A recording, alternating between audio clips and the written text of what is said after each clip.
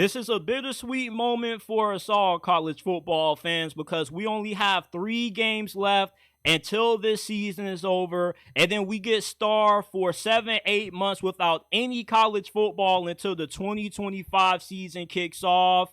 But this is also a really great time to be a fan of this sport because we have finally near the finish line. We are about to have a national champion crowned within these next couple of weeks, and it starts with the CFP semifinal matchups. I want to break down these games, give my prediction for Notre Dame versus Penn State. That's going to be a really great matchup because you got a Notre Dame team that somewhat is the Cinderella story of this year's playoffs. Let's be honest, when they lost to Northern Illinois, you counted them out. I counted them out. Hell, I'm pretty confident that there are a lot of Notre Dame fans who counted their own selves out after that loss. But kudos to Marcus Freeman for being able to keep that ship afloat, turn around the season, and make it as far as what they have. Meanwhile, you have a Penn State team that,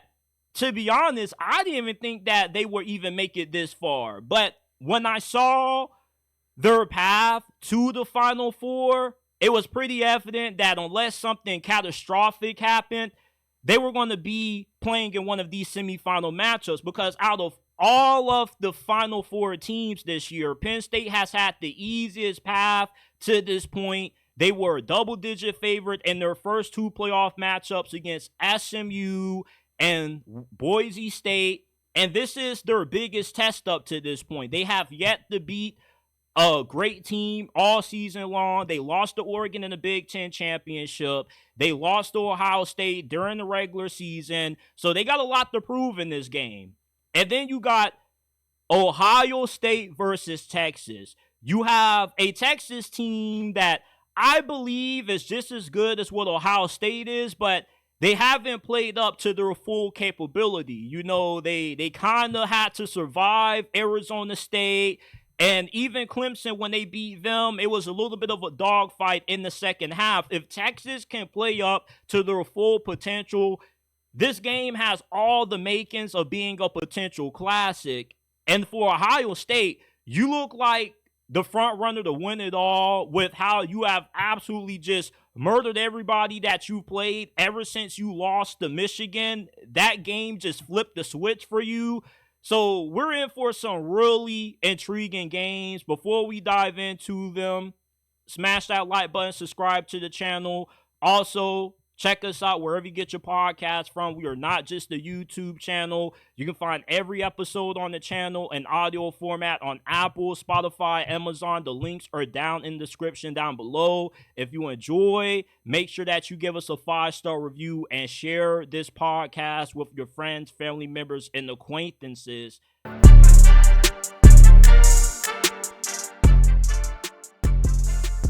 So we got Notre Dame versus Penn State. This is going to be the first semifinal game that gets played on Thursday in the Orange Bowl down in South Florida. And you have 2 teams that are fairly similar. You have great defenses. Penn State is led by this alien pass rusher, Abdul Carter, who is going to be a top 5 pick in the 2025 NFL draft. They've been outstanding against the run all year long. They've only given up 2 100-yard rushers, that being Woody Marks for USC and Ashton Jeanty for Boise State. And you got a Notre Dame defense that just absolutely crippled Georgia's offense with Gunnar Stockton at quarterback.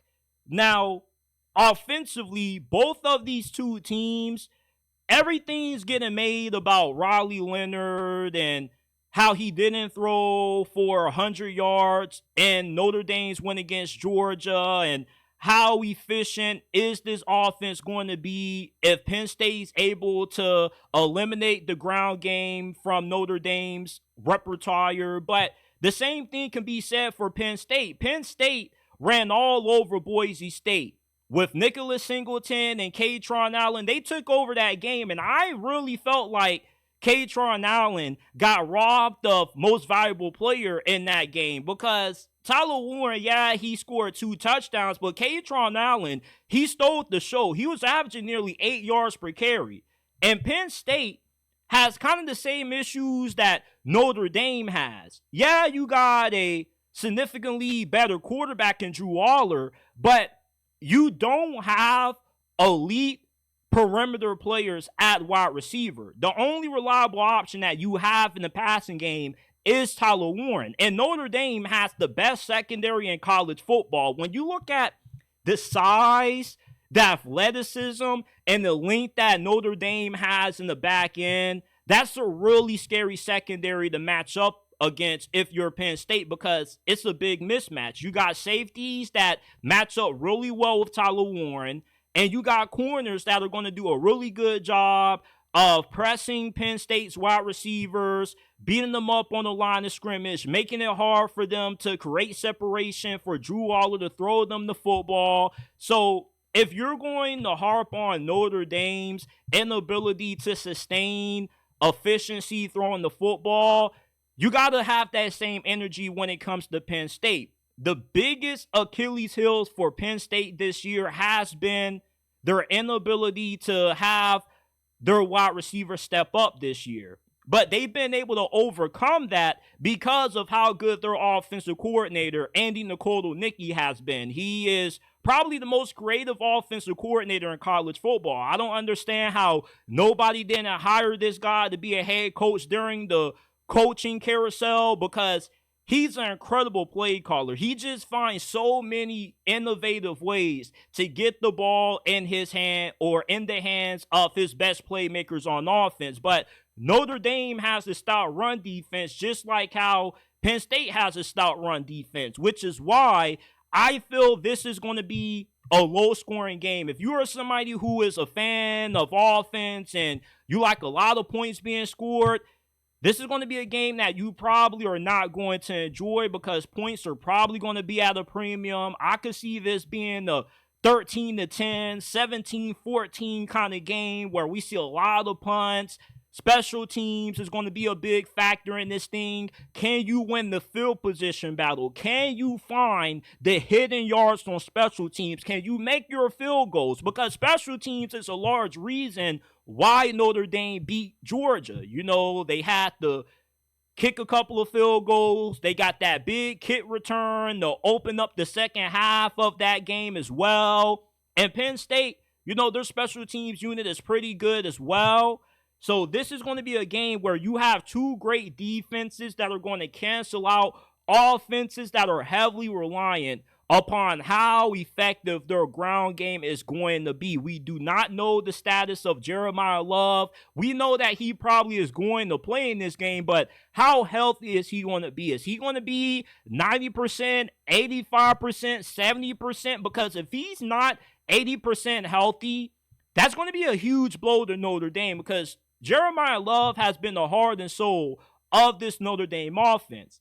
And if he isn't fully healthy or close to 80%, you're really going to have to put this game all on Riley Leonard's shoulders because I talked about how Penn State lacked elite playmakers on the perimeter, but Notre Dame's wide receiving core is worse than Penn State because they have a lot of big body physical wide receivers, but they're not really that explosive. They're more guys that you just throw the football up to them and you say, hey, go win that 50-50 matchup.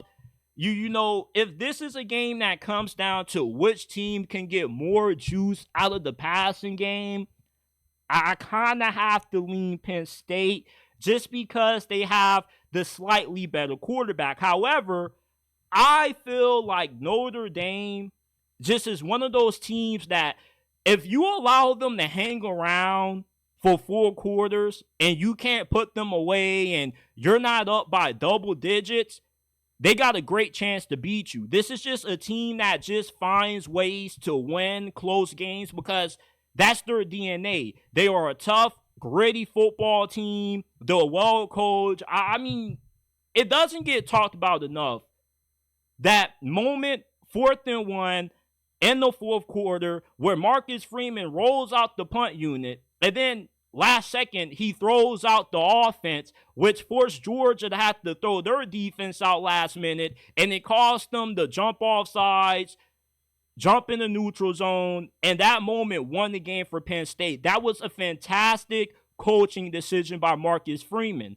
Marcus Freeman going up against James Franklin, you're going to have one of these coaches end up playing in their first ever national championship. And I want to know who's going to be the head coach who makes the best decisions late in this game. Because if this is going to be a low-scoring game where time of possession, special teams is really going to have a big influence on who walks away with the W in this one, then the coaching decisions that are made in the fourth quarter are going to be incredibly crucial to the winner of this game.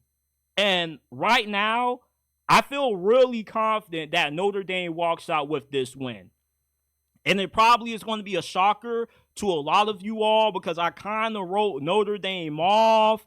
But you know, I've really started to like Notre Dame the more I watch them because I like how they stay true to who they are. They are a team that has identity and they play into that. They're not going to try to be something that they're not. Yeah, they might not be able to have a lot of success throwing the ball with Riley Leonard, but they do have a great defense. They are really good on the special team side of the ball, and they know how to find that hidden yardage. They're like Iowa football on crack. We know Iowa always has elite defense, but their offense is always lethargic. It's awful to watch. Notre Dame is a better version of that because offensively, they can move the ball downfield. They were moving the ball on Georgia. It's just that they couldn't finish drives. But with the fact that this is a gritty football team that knows how to win close games, I like them to win this game. Plus, you know, I really don't know how good of a team Penn State is because Notre Dame got battle tested. They beat Georgia. Say what you want about Georgia having a down season. Beating Georgia is beating Georgia. This team has only lost less than 5-6 games?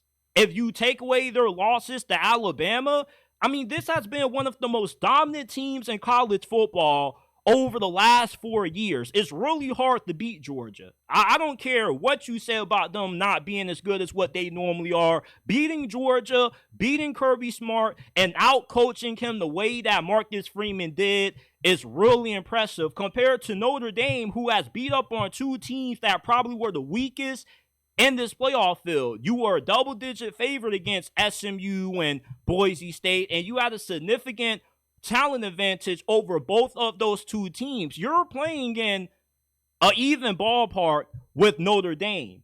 And I just trust Marcus Freeman more than I trust James Franklin. Not trying to say that James Franklin is overrated or anything like that, because that's a conversation for a different day. But I just feel something really special with this year's Notre Dame team. They just have a great secondary. They got a lot of length, a lot of athleticism, a lot of size. It's just going to be really hard for Penn State, I feel, to move the ball offensively because Notre Dame knows how to overcome their limitations. I don't feel that same way about Penn State. So give me the Fighting Irish to win. Final score, I'm going to go 13-7. Irish advance to the national championship. Ohio State versus Texas. Let me tell you all something. Ohio State right now, with the murderous path that they've been on these last couple of weeks, it seemed like losing to Michigan just flipped the switch for this squad because they've been crucifying everybody. They just obliterated Oregon, and an outcome that I don't think anybody expected. And if you say otherwise, you got to be lying because Oregon and Ohio State, that is presumed to be the de facto national championship game. Whoever won that game was most likely going to end up winning it all. And for Ohio State to just stomp on them the way that they did was nothing short of impressive. And then they obliterated Tennessee in the first round as well. And for Texas, it's kind of been the complete opposite. When you compare them to what Ohio State has done in the playoffs, Texas has kind of had to survive their first two playoff games. They had the lead early against Arizona State. When they were up 14-0, they did that only running like 4 or 5 plays. And you felt like Texas was going to dog the Sun Devils the same way that Oregon dogged Oregon, or the same way that Ohio State dogged Oregon in the Rose Bowl, but Arizona State was able to get back into that game. And the same thing somewhat happened when Texas played Clemson in the first round. And Texas is just as good from a talent standpoint, a roster standpoint, as what Ohio State is. They have invested just as much money into this year's team as what the Buckeyes have. And despite Texas not looking as dominant as what they should, this is a team that has yet to play their best football. You see, Ohio State is peaking at the right time. Texas, however, they've just done enough to skate by. They haven't played a great game since early during the season when they went on the road and they slaughtered Michigan and Ann Arbor. If Texas gets up for this game and we see a team that's highly motivated, because Steve Sarkisian and that coaching staff understands the monster that they're going up against. They understand that they need to be on their A game. And when I was giving my reaction to that Texas-Arizona State game, a lot of you Longhorns fans got mad at me because I said that Arizona State exposed how fraudulent Texas is. And you kind of took that the wrong way. You kind of got in your feelings, because what I meant by that is that you are not a team that's playing up to its full capability. And even Steve Sarkisian said that after the game, and the interview that they did right after. He said that, this wasn't a great game.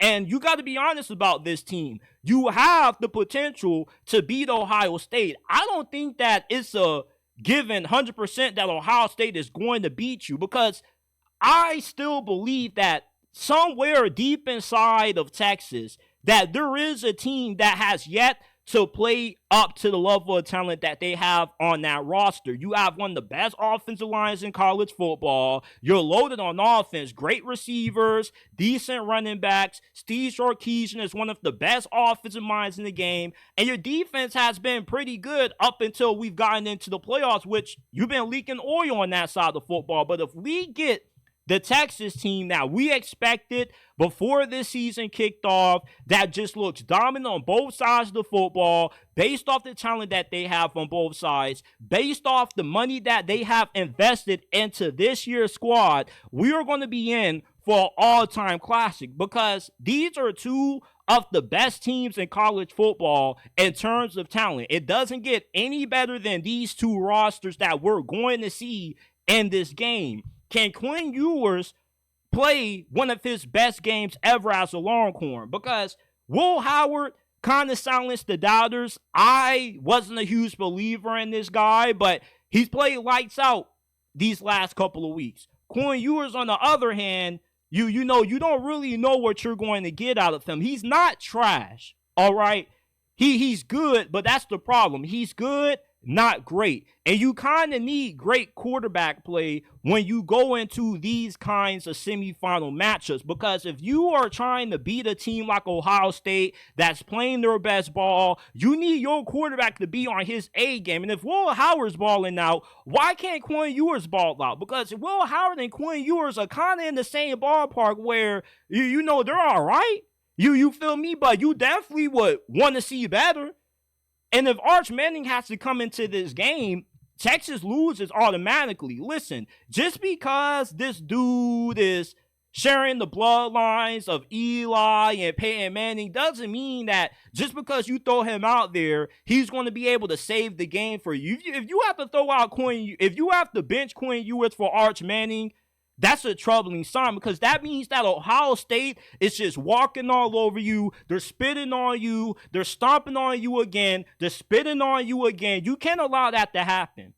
And the biggest thing for Texas is that you got to get that ground game going, because if this is a game where you have to rely on Quinn Ewers to beat Ohio State's great defense led by Jim Knowles, throwing the ball 40, doggone near 50 times, you're going to be in a lot of trouble, because Quinn Ewers is going to make a few mistakes. You have to be able to play complementary football, and that's kind of something that Texas got away from against Arizona State after they got up 14-0. It kind of was like Steve Sarkisian was somewhat trying to prove a point that Quinn Ewers is a good quarterback. And also, Texas has to be much better with their play calling in the red zone. For some reason, Steve Sarkisian, when he gets inside the red area, he has this weird habit of just trying to go for it all. He's throwing these goal balls, these slot fades in the red zone. Why are you just not trying to move the chains and, kind of limit the distance between you scoring and getting into the end zone? I don't understand this home run mentality that Steve Sarkisian has developed when Texas gets inside of that red area. And against a really stout Ohio State defense, when you get inside that red zone, you got to walk away with touchdowns. Because the way Texas has looked defensively, is Jahdae Barron going to be able to slow down this freak of nature and Jeremiah Smith? He just turned 19. I still refuse to believe that he is this young because he looks like an elite NFL wide receiver already, and he's just a freshman. You are going to need Jahdae Barron to be able to shut down Jeremiah Smith or at least contain this brother to have a shot at being able to win. There's one thing for Emeka Egbuka and everybody else to go off, but Jeremiah Smith is really that X factor. Now, Texas does have a decent run defense, but at the same time, Cam Scottaboo made a lot of great plays against this unit, but Texas is capable. And this is really a game that comes down to, can Texas play their best football? Because they are capable, but can we see it on the field? Can they prove that they are just as good as what Ohio State is? Because if not, I think that is going to be more of an indictment on the coaching more so than Texas not having the horses, because they're going to have a lot of guys from this year's team that gets drafted, just as many as what Ohio State is going to have when the draft rolls around. So I really would be shocked if this ends up being a blowout like what we saw in the Rose Bowl, because Texas is capable.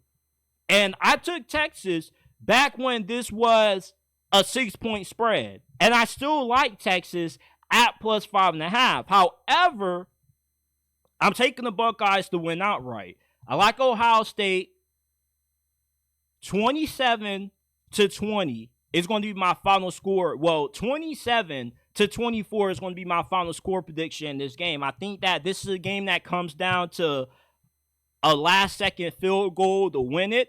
Maybe it goes into overtime, but these are truly two of the best teams in college football, just in terms of roster, talent, coaching. You got great coaching staffs on both sides. This should be an all-time classic that we're about to see. I like Ohio State to win it outright, but I like Texas to cover.